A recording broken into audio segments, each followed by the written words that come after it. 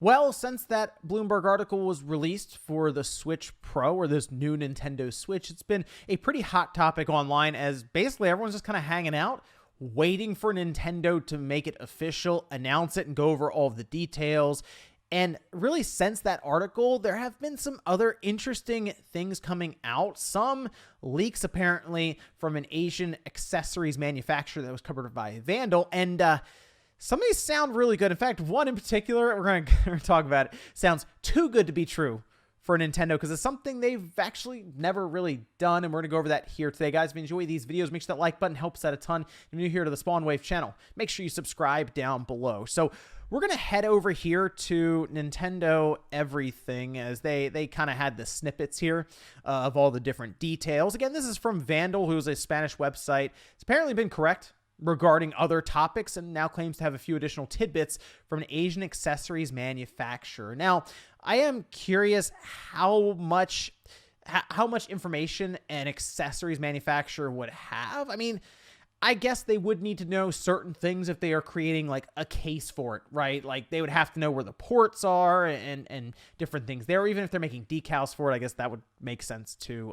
But if they're making accessories for it, some of this stuff I would be questioning a little bit. However, whenever we see the systems start to go into actual manufacturing, that's when the leaks start. And it sounded like, according to Bloomberg, that this device from Nintendo would be going into manufacturing pretty soon, in about a month. So we are kind of getting to that point where parts are going to start showing up at these factories, and I guess it's possible you could get some information out that way ahead of when these things are going to start hitting like assembly lines and all of this. So we'll start at the top here. Rumored to have 4K support when docked. That's what everyone expects at this point for this new Switch, through, of course, upscaling techniques. We're not 100% sure. There's been a lot of talk about DLSS, and that's kind of where I'm leaning towards, but it could also be some sort of proprietary upscaling method that they use, so just keep that in mind there. Size of the console will be very similar to the original model. Not too surprising there, because if they go any larger with it, I mean, it's already not, I guess, the most portable system, really. I mean, it's impressive for the games it's able to play with its size, but if you get like too much larger, too much thicker, it's going to become less and less portable overall. Seems that it will be compatible with current Joy-Cons as well as other types of peripherals. That, not surprising. I think there was a lot of hope that if Nintendo did a new Switch, like a Switch Pro or whatever you want to call it, that they would also revise the Joy-Cons, and I just don't think that's something that's going to happen, unfortunately. I think they do need to revise the Joy-Cons, but I feel like at this point, they're just going to ride along with these Joy-Cons as long as they can until probably the next generation, when they rethink the overall method of controllers for the next Switch. As of now, I mean, so many people have bought Joy-Cons, there would probably be some frustration from customers, even though there is drift in them, the fact that they would have to then buy all new controllers. But who knows, maybe there will be a silent revision of the Joy-Cons as we go along in like the second half of this generation for the current Switch. The OLED screen is going to be bigger, and the way they're going to do that is by reducing the bezels the current Switch has, which comes up a lot. I mean, if it's being moved to like a 7-inch OLED, which was what was being rumored, then yeah, technically they just kind of erase a large portion of the bezels, the black kind of bezel around the current screen, and then they'd have enough room, obviously, for that 7-inch OLED. So, I mean, that would be nice, because the OLED screen on its own is already a massive upgrade, but then you get a little extra real estate out of that screen size and shrink down what people consider to be the eyesore of the front of it, being those large bezels. Yeah, that would be pretty cool to see that. A Surface-style flat for tabletop gaming. Okay, so this solves a problem that I feel like everyone pointed out back in the day, some more so than others, depends on how much you use tabletop mode. I don't use tabletop mode as much. Like, Nintendo was making it out like it was going to be a play type that you're going to be using a lot, like setting up the kickstand on a table and kind of like sitting there and playing it. I feel like most people just hold the Switch up. Now, that's not everyone. I'm sure there's some that like on a lunch break or something, they'll sit the Switch there and play. But for me, I'm either holding the Switch or it's in the dock and I'm playing on the TV. But some of that has to do with the way that the kickstand is set up, where third-party manufacturers of cases have even worked to try to fix this, adding their own kickstands in. And the way that the Surface style flap works. I actually had Evan send me over some images of it because he has a Surface tablet. I have the Surface laptop, so I obviously don't have this kind of kickstand, but it's basically the whole bottom third of the Surface will actually click out, and it stands up, and it's very sturdy. And the micro SD card slot is now located behind the flap on the back, making it easier to access. I mean, it wasn't hard to access in the first place. It was underneath the kickstand, so I don't know, maybe there's some other stuff under there they put, but most likely it'll be pretty straightforward where you kind of kick the back flap up and you'll be able to get to the SD card much like you can now with the kickstand. The new dock will be very similar in size to the current one. Not surprising there either. If we're going with like DLSS upscaling, the current or the dock now has an older HDMI type that necessarily wouldn't support like 4K 60. So what they would want to do is change out some components, but because the Switch would still be doing most of the heavy lifting, basically all of it, the dock wouldn't have to be altered a ton. Like they would have to change out some things, but not like they're not putting another like system or GPU or something in there, which was another thing that had a lot of speculation behind it, is that Nintendo would build some extra parts into the dock to kind of help things go. But now it'll probably be very similar to what we have now, just with some updated parts around putting out 4K 60, for example, through HDMI 2.0.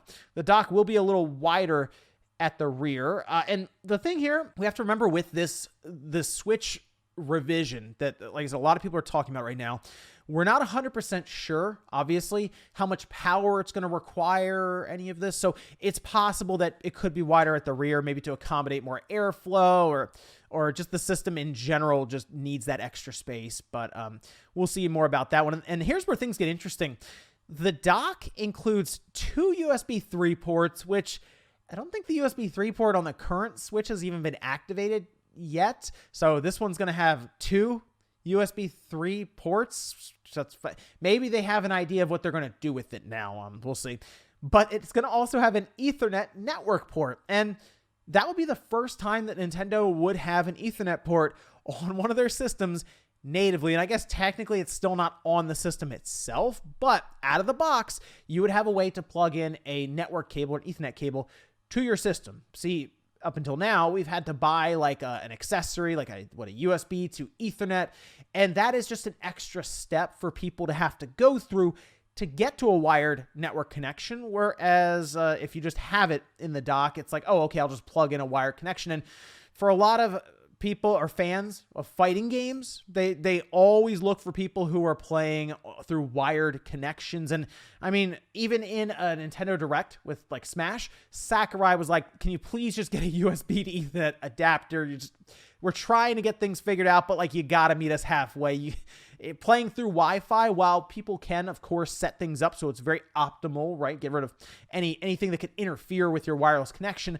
Let's face it, 99% of people will not do that. They're just going to connect it through the air, like without going through any extra steps of making sure they have the best possible connection, and then just go. And that results in, at times, some pretty poor online connections. And well, we've seen what happens with Smash, and I don't necessarily think it all has to do with, oh, people are just on Wi-Fi. I think the game itself could use some help when it comes to their overall netcode and setup. But certainly, at least everything going to a wired connection just to eliminate any possibility of interference, that would be pretty big. And like I said, even if you go back to like the GameCube, you needed the broadband adapter. With the Wii, you needed a USB to Ethernet. With the Wii U, same deal there. And even if you go back to the days of the modem, you would have to get another cartridge for the 64.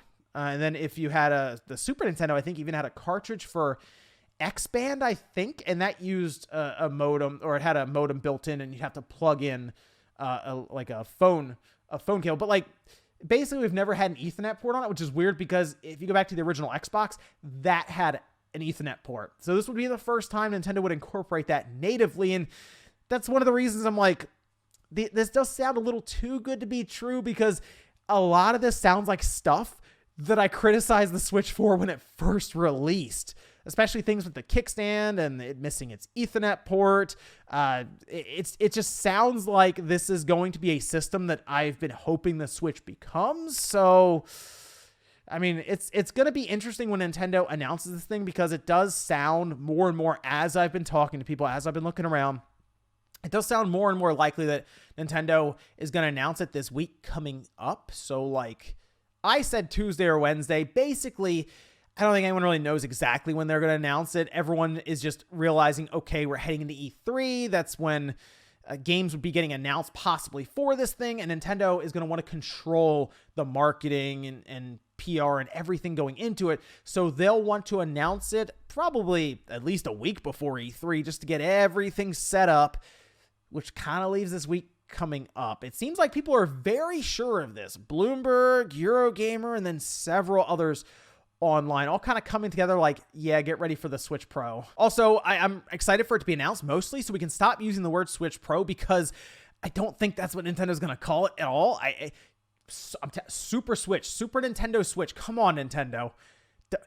Don't do something weird like you did with the Wii U, okay? Just Super Nintendo Switch. That's good. And like that, it's really clever. I would love to see them do it, because that'd be really fun to have that. And maybe they even use a similar font to what they did with the Super Nintendo for like just the Super part. A lot of cool things they could do there with like little callbacks to it. We'll see what they go with here, but knowing Nintendo, it'll be like the Nintendo Switch X or something there. But they'll just pick a letter and put it on the end of the title. But let me know what you guys think about this stuff down below. There's some interesting things coming out here, apparently from an Asian accessories manufacturer, according to Vandal, who's been apparently spot on with a lot of stuff they've reported in the past. But out of all of this, I guess, is Ethernet really the big thing that people would be surprised about like I am? Thanks, guys, for watching, and I'll see you next time.